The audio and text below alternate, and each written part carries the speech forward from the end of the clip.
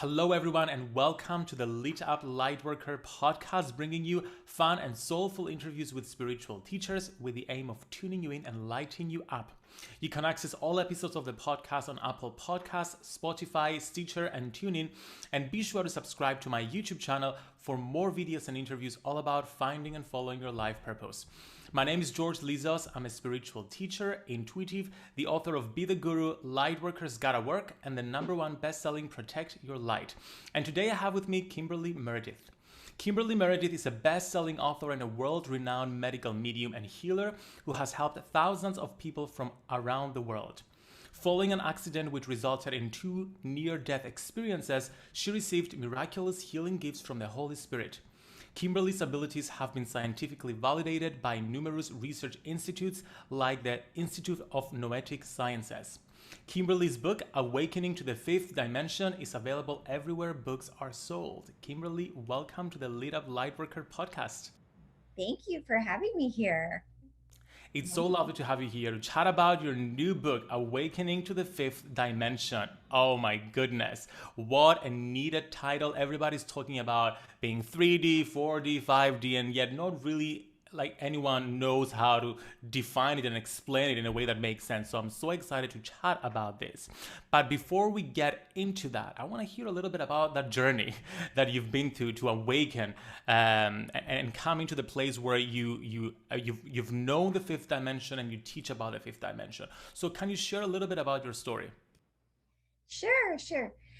When I was born, I had paranormal abilities. I was already connecting to spirit as a little baby. My eyes were blinking and I would see, you know, lights, which were orbs, angels.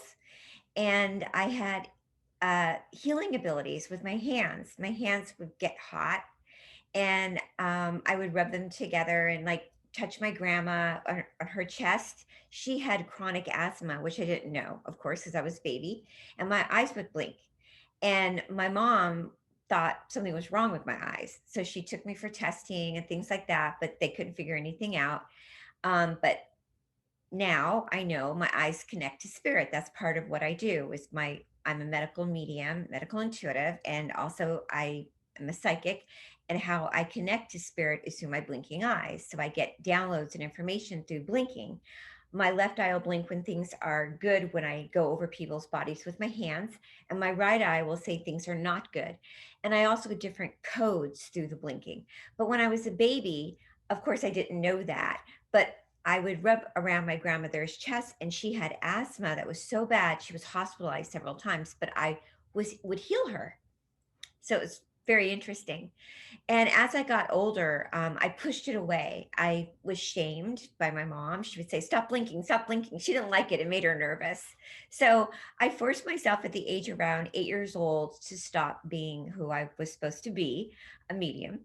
And I stopped the blinking. And as I went on through my life, I became a nurse assistant and I worked in hospitals.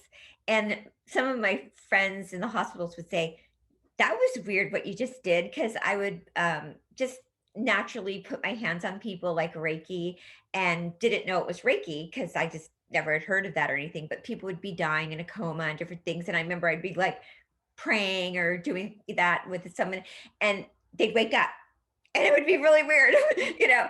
And so I just had this thing about me. I always loved praying. I loved God. I loved the energy of the angels. I would love Mother Mary.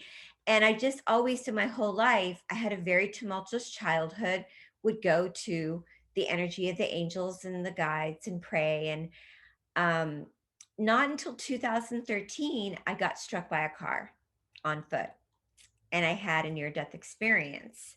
And that's when it really happened. Um, I struggled in the hospital for 3.5 months after my near death experience. And they said I would never walk. I couldn't talk. I was mumbling. And finally, when I got home from the hospital, um, the awakening, full blown awakening happened. My eyes started coming back as they did when I was a baby, and I started blinking again. I love that. And here we are. You know what? I love hearing other psychics' story because, firstly, we all do this work in a different way and through our own personal way. And also, we all have this story of being awakened and being full, like in alignment with our abilities, and then having that shut down by society. And then it's funny how we almost all of us need this grand awakening for us to fully step into our purpose once again. So thank you so much for sharing this story, and I'm so excited to hear all about what came through and specifically around the fifth dimension. So let's talk a little bit about the fifth dimension, because we hear 3D, 4D, 5D. Could you give us definitions of these terms so that people like are aware, okay, this is 3D, this is 4D, and this is 5D? Yeah. So after I had the very intense awakening, I didn't know about third dimension or fifth dimension or many dimensions, because there's many dimensions beyond the fifth dimension. Um, in order for me to experience the NDE, the near-death experience, I had gone through this awakening, which is the omnipresent healing me.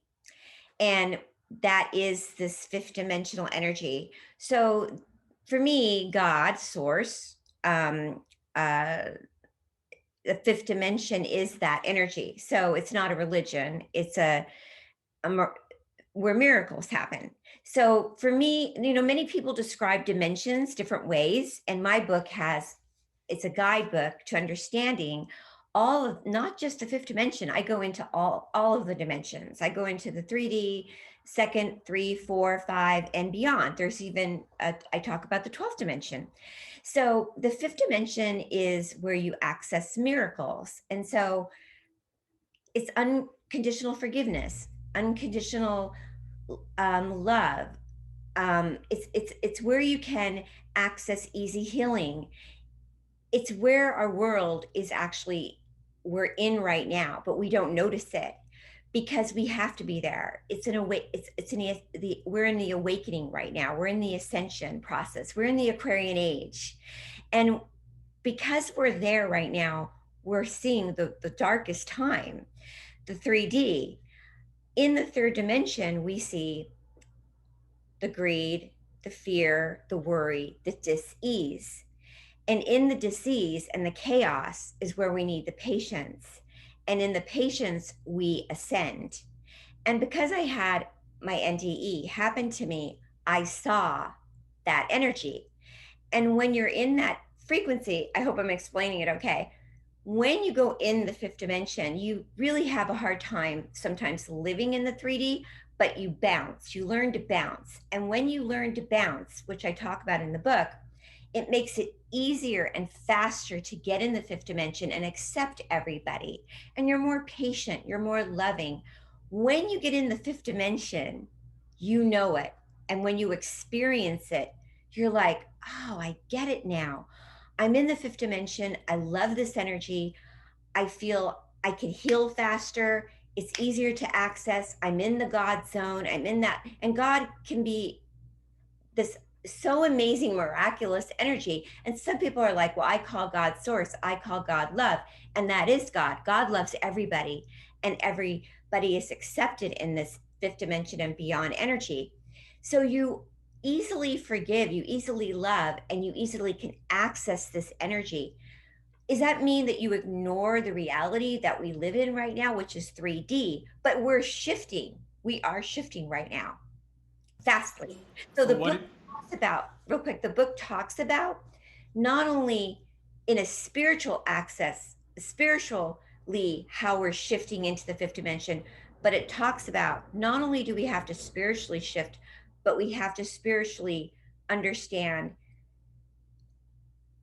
through our diet, through our home life, through our water, through practicing many things have to line up, not just through eating and how we drink our water and how we shower, but how we spiritually treat our brothers and sisters. I love that. So essentially, it starts with a shift in perspective. That's what it sounds like. Where 3D, we're perceiving the world in a certain way, and then we're shifting to 5D, and we're perceiving the world from an awakened perspective, from a higher perspective, and then our lifestyle, our food choices, everything aligns to that perspective. Is that it, essentially? Part of it. Yes, yes. So the guides wrote the book. I channeled the book through the guides, and they're saying, so say you have a lump, like a lymph node on your neck, or you have, um, a breast lump, or you have COVID, and you get into the fifth dimensional energy, and you're in the meditational exercises, or you're meditating, I am love, I am light. You're taking your medicine, you're drinking teas, you're doing what you're supposed to do, but you get in the fifth dimensional conscious frequency.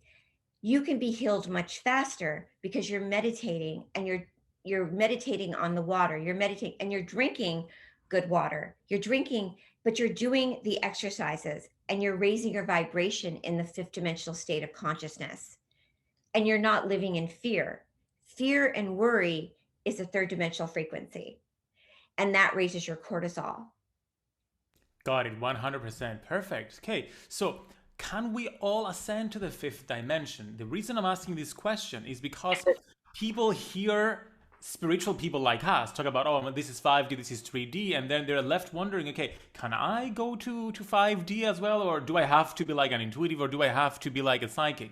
So, is it something that you get and you have for life, or is it something that you work towards and you need to keep on practicing? Great question. Yes, I feel more and more people are quickly getting into this fifth dimensional frequency. And I teach a lot of classes, and they've, even the book so far, I've gotten some great feedback saying this book is an easy read. And I feel like if you do the daily, just 5 minutes a day of connecting to your angels and your guides, we all have angels, we all have guides. And I feel that doing the 5 minutes a day, if people think they have to meditate an hour and you don't, you just 5 minutes a day. And it could be just taking a walk, or putting music on, or understanding that, um, even through nutrition, or drinking water that's good for you. Like sometimes people still drink tap water.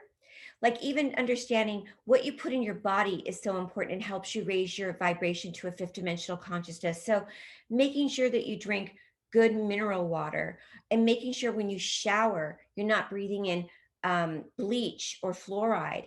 And people are like, how does that help you raise to a fifth dimensional state of consciousness? It does. Living in a third dimensional consciousness through 3D food and 3D water is really not helping you raise your consciousness.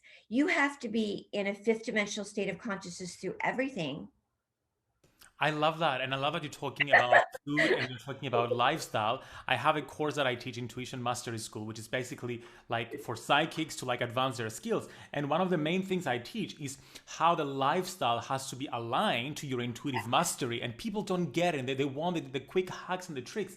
And I'm like, yes, those are important. But what if the food you put into your body is lowering your vibration? What if the relationships you have, the way you decorate your house, the clutter you have, all this is affecting the way you feel, the way you relate to the world. So it's so important to ensure that 5D is not just experienced in our meditation space, but it's experienced in every single like aspect of our lives. So thank you so much for talking about that. And you've mentioned some practices we can use, but I was wondering whether you can share a few of those spiritual hacks and techniques that people can use to start ascending to the five dimension. What are some quick tricks or practices you can teach us?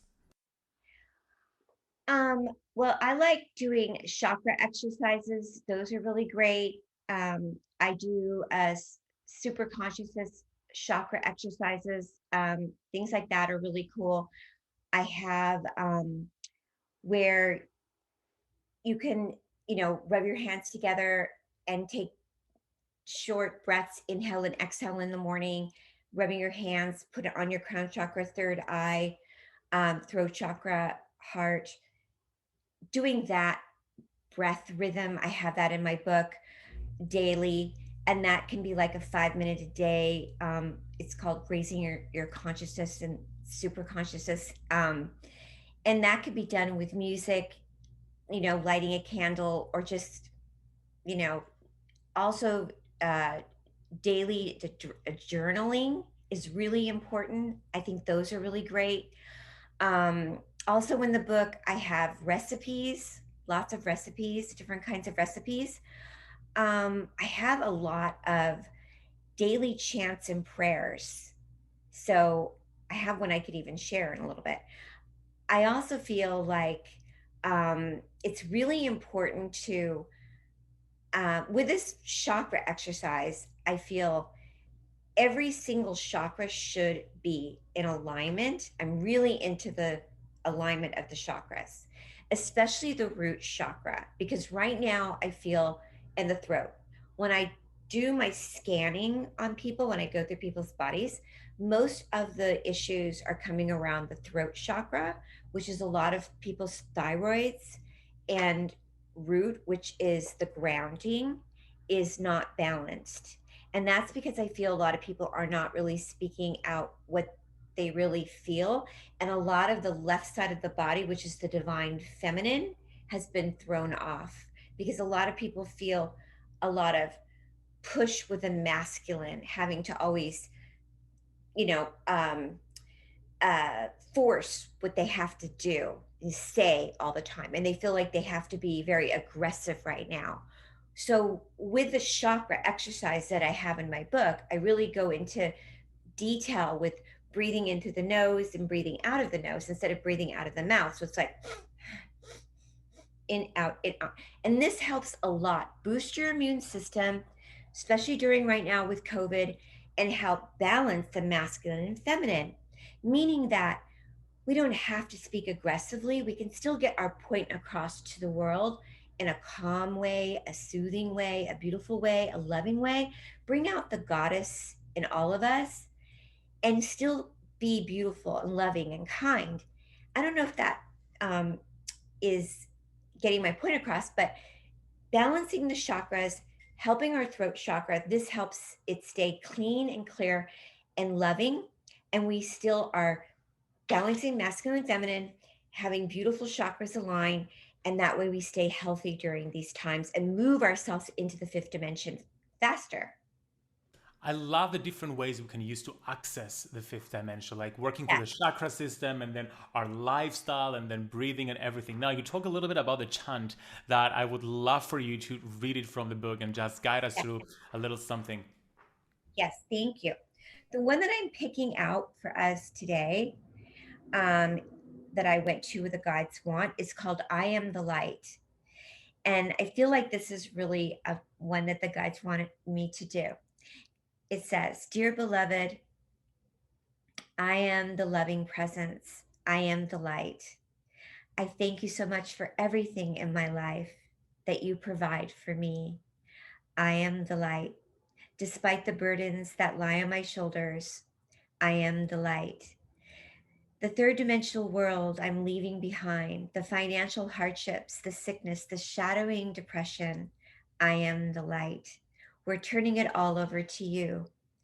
We're saying, I am love, I am light. I believe in miracles, and my mind and my body and the conscious spirit can be healed and lifted by your love, and the true abundance can happen.